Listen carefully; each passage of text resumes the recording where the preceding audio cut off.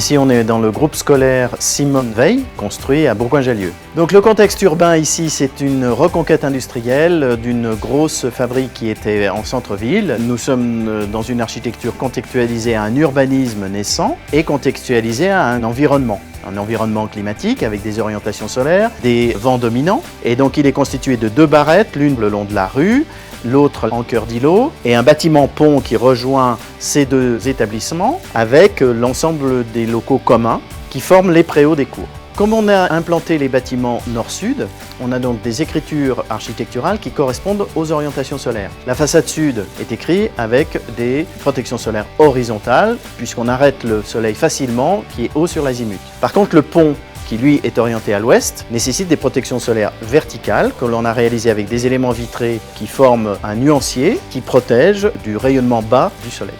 Ce qui nous motive toujours ici, c'est de faire à la fois le bâtiment qui réponde aux usages, mais également qui réponde à un contexte climatique et surtout à une donne environnementale du XXIe siècle. Il ne faut pas lâcher non plus les conforts sous prétexte de faire de l'énergie. Donc il faut qu'effectivement l'enveloppe soit parfaitement bien dessinée, écrite pour avoir des protections solaires externes, des rapports plein-vide qui soient cohérents avec la lumière naturelle qu'on veut laisser entrer, pour que le confort visuel soit assuré dans les classes. Et puis il faut aussi avoir des dispositifs, des stratégies qui permettent d'avoir des ventilations naturelles.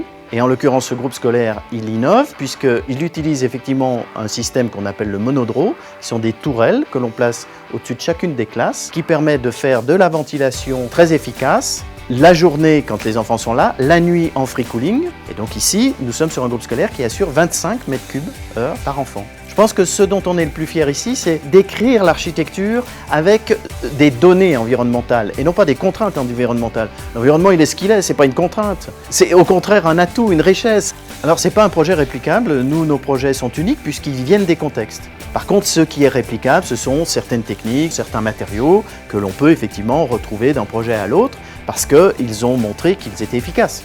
Il se trouve que nous avons un suivi de ce bâtiment, suivi technique, suivi des consommations, mais aussi suivi sociologique, on pourrait dire. C'est-à-dire qu'il y a une enquête d'opinion des usagers. Alors du point de vue des enfants, apparemment, ils sont très heureux, très contents.